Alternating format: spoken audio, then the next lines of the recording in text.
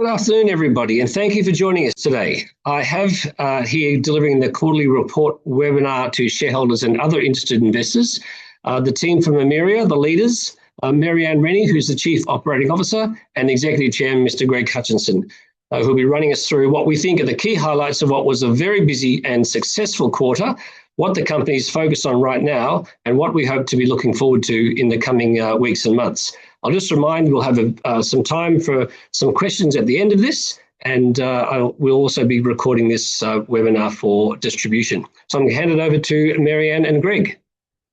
Thanks, Pete. Thanks, Pete. It's certainly been a busy quarter. In fact, a busy couple of years really for Emyria. Very exciting time. We've built a lot of momentum going into calendar year 2026. I'm Executive Chair. As some of you might know, I've got a 35-year history in running, managing, owning and building medical clinics across different disciplines and across the country at scale.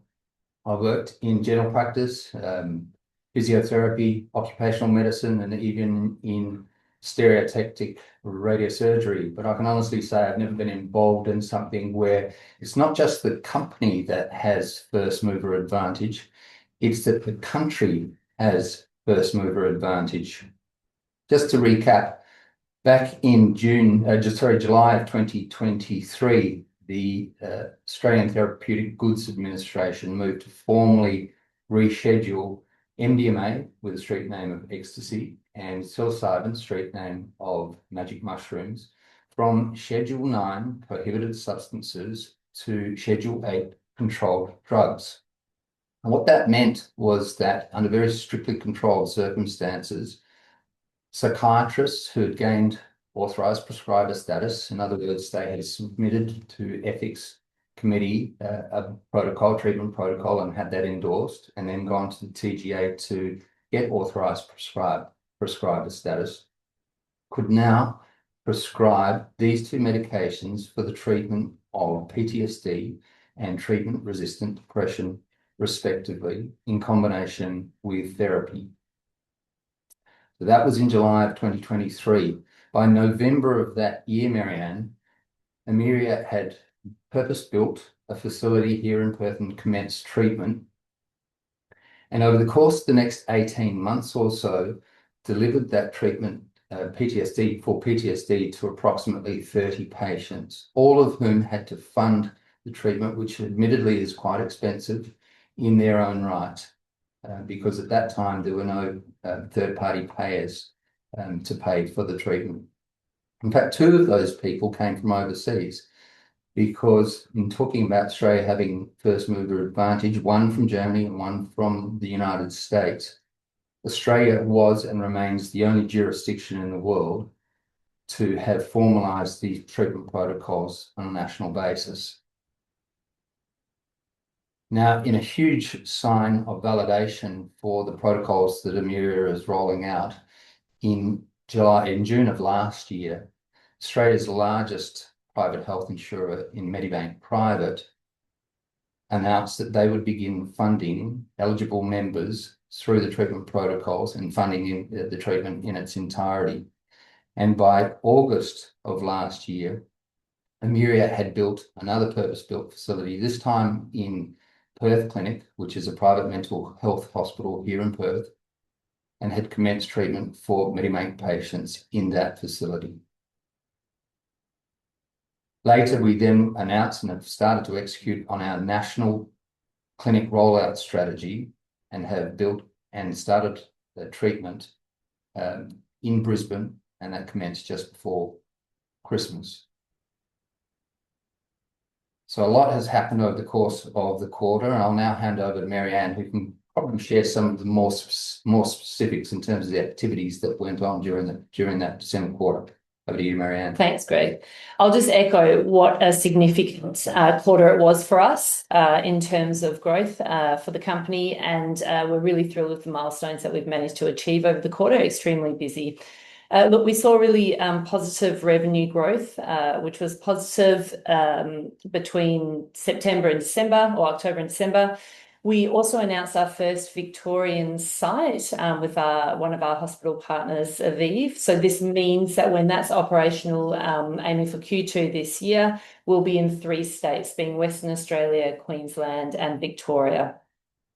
We were very thrilled to see that the DVA announced that they would fund eligible members for the treatment of PTSD and treatment-resistant depression, meaning that there are dual reimbursement pathways that we now see. We also completed a really strong institutional placement, which is here to support our national growth strategy. We expanded our Perth clinic site, and so we secured additional beds, and we also grew our clinical team. So we added additional authorised prescribers and recruited further therapists to actually then deliver the treatment. We also commenced dosing at our Brisbane site, so that became operational. And finally, we actually expanded our agreement with Aviv Health, meaning that we now have exclusive rights across to be able to set up clinics in all of their existing and future sites. So, as I say, an extremely busy quarter for us. The other thing to note, which is post the quarter, we announced yesterday some 12-month results of our data, which were very promising to see. So for our PTSD program, of the patients that have now been post 12 months from their treatment, we saw that 76% of those individuals had a clinically significant improvement in their symptoms, and 2/3 of those patients are now, not meeting the criteria for PTSD, so deemed to be in recovery or remission. And what this shows to us is that these treatments can be durable and lasting. So we're very buoyed by those outcomes. Big quarter, Greg. Certainly was, Emyria. Yeah. So in terms of the outlook going forward, our strategy is rather straightforward. We have already started to execute on that. Emyria and the team are working tirelessly to execute on a national clinical rollout and to accelerate that. So the announcements that we've made with the Victorian clinic, that'll make 4 clinics that we have, but our objective is to roll out another 4 clinics across the course of this calendar year to double our capacity. And it very much it's about building capacity over the course of this calendar year, and then turn our attention to utilisation and strengthen that aspect once we have a truly national footprint. At the same time, we're looking to roll out a national training program and expand our national clinical workforce in advance of the expansion geographically from a clinical network perspective. We also need to make sure that we can support our veterans, and with the Department of Veterans Affairs announcement just before Christmas that they will support veterans through this program. It leads us to different types of protocols and different types of community settings that we might be able to deploy over the course, perhaps not of 2026, but maybe going into 2027. And we also need to support workers' compensation cohorts, because we know that there are a significant number of people who are on workers' compensation for mental health related illness. And we're doing that all backed by a very strong balance sheet, some 10.5 million in the bank. And we mustn't forget, we've got in excess of $11 million worth of placement and loyalty options that are in the money at the moment, and have seen some of that money start to come in through options being exercised. So as I say, the activity this year will continue to accelerate. We've built a lot of momentum out of the December quarter. Interested to hear if anybody's got any questions, Pete, but a very exciting time for Emyria, for the business, and indeed for the entire psychiatric community. Thank you, Mary-Ann and Greg. It was a pretty busy quarter, and in fact the whole year. There were many milestones that were reported via the ASX platform and to shareholders, and the company made some real headway, not only in the treatment solution that you're providing to that range of patients, and it's a large number of patients that you can apply it to, but also in the rollout of the clinics and the agreements with both Medibank and Department of Veterans Affairs, which really signifies that the confidence in what you're doing is really there at the highest level. So on that note, and with the rollout of the clinics in Perth and the East Coast, can you discuss the revenue you'll expect to see from this expansion versus the revenue that's reflected in the December quarter? Because unlike some other industries with contractual payments, with Emyria's business model and the patient treatment plans, there's a delay to the revenue coming through from the time of patient assignment and onboarding to when that money is then banked and you can then, report it. So it might be good for our audience to understand a little bit about that, because we're seeing the great news about the rollouts and new clinics and new beds and patients onboarding, but it'd be nice for us to understand when the company can report that sort of flow and possibly what you're expecting. Yeah, it's a really good question, and it's obviously early days in terms of having formalized treatment protocols and utilization modeling in place. But our modeling shows that a 4-bed facility will accommodate only around 250 patients in a year. So it's a rather boutique service that we're offering, but obviously high margins, low volume, as opposed to, say, a general practice, which is the other way around. We're modelling that it'll take between 9 and 12 months from the start of operations in a particular clinic to get up to anything like those levels. But our main aim, as we keep saying, is to roll out clinics at pace across the country. So get a geographic footprint in place in the first instance, and then look at utilisation down the track. It does take time to get authorised prescriber status. So we know that it can take 8 to 12 weeks for an individual psychiatrist to get that status. So we need to go through that process, train up therapists, onboard therapists, and then onboard patients thereafter. So there is a lag, as you described, between the time that we might announce a particular venue, for example, the Mornington Peninsula one, and by the time we get to operations, and then by the time utilisation starts to kick in. Yes, there is a lag, but ultimately those sorts of patient numbers are where we'd like to head. And you sort of covered a couple of these next questions. The pipeline of potential patients is quite large, and the ability for the company to draw on that pipeline and have referrals come through the pipeline will be probably dependent upon your scaling and staffing ability to cope with that. What do you think typically is the process between recognition of a patient who's being referred by their psychiatrist or GP into the onboarding, and then to the time of their first treatment? Thanks, Pete. I'll take that one. Look, it varies. It's dependent on the individual's clinical needs, but typically, you may be patients referred in, and then they'll be seen or screened to determine their eligibility 4 to 6 weeks later. Once they're determined to be eligible, then they will be, potentially tapering off their medication, which may take another 4 to 6 weeks, and then they'll move into active treatment, which is then again another 6 to 8 weeks with, typically fortnightly dosing cycles. So, and I think you've queried me on this before, but you also asked around, and then when do you expect payment then comes after that? Now, the way it's structured is you typically are receiving payment along the course of the treatment. That's the answer we're looking for. And look, I'm probably paraphrasing this question, but can you discuss generally the referral process?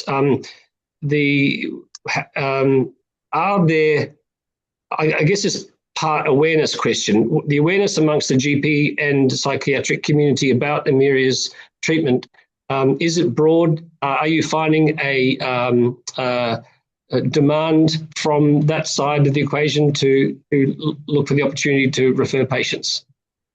Yeah, look, we're seeing a strong referral base, which is really positive. We do educate and market only to clinicians, so GPs and psychiatrists and the like. They're typically the ones who are referring potential patients into us for these treatments. So we're really buoyed to see that there's a lot of interest. There's a lot of education to take place to make sure there's proper understanding of the course of these treatments. But we for example, just to give you an idea, because we do look at these metrics, in November alone, we had 62 new referrers to our clinic. So that's really positive to see, and we track these things closely. We do a lot of kind of activities to get our information out to these clinicians. It's a good number, 62, and it's only going to keep growing, which is be very positive. But 2025 was a year of real foundation for the company and tremendous milestone agreements with significant funders such as Medibank and DVA. Can you talk to the audience about the number of clinics and treatment beds currently in operation on the East and West Coasts and the potential numbers you expect to see now that you've got the process rolling, perhaps in the coming, 6 months or so? Yeah, sure. Look, we've currently got 11 active beds in our operational clinics. So that's 2 in Perth and 1 in Brisbane. Once Victoria comes on board, that will change to 14 beds. Now, 14 beds, operating 5 days a week would mean 70 dosing days per week. So we've got capacity for 70 dosing days per week. To Greg's point, that's capacity, and then it's growing the utilisation and actually filling those beds. And then to the end of your question, what does it look like for the rest of the year? Well, if we were to say add an additional 4 clinics onto it, that bed capacity may grow to say 28 to 30, which means it's 140 to 150 dosing days per week. Looking forward to that scaling, and I'm sure the shareholders are as well. And that's sort of part of this next question, reinforcing that the clinics are usually in or your facilities are within clinics that are for-purpose installations. They're hospitals, they're healthcare facilities, and not just any old house down the street. We've seen agreements such as those announced with Aviv. Can you discuss the demand or the opportunity within the industry from other institutions and those healthcare groups who operate in the landscape that want to engage with Emyria? It wouldn't take much for a large hospital operations group to say, right, we need to have this in our network and in our business model to be full treatment operators. So I wonder how that engagement is progressing. Well, I'll probably take that one, Marianne. So, Pete, I guess the easiest way to discuss that is that we've embarked on a capital light strategy, as you know, to look at hospital integrated centres in the first instance as we roll out across the country. So we're in active talks with a number of hospital operators. One of the most pleasing aspects of that is that some of them have approached us having heard of our reputation elsewhere and our operations elsewhere, and have confidence in our ability to roll out the services within their facility. So that's incredibly profound from a reputational standpoint, and demonstrates, I guess, some of the benefit of that first mover advantage I discussed early on.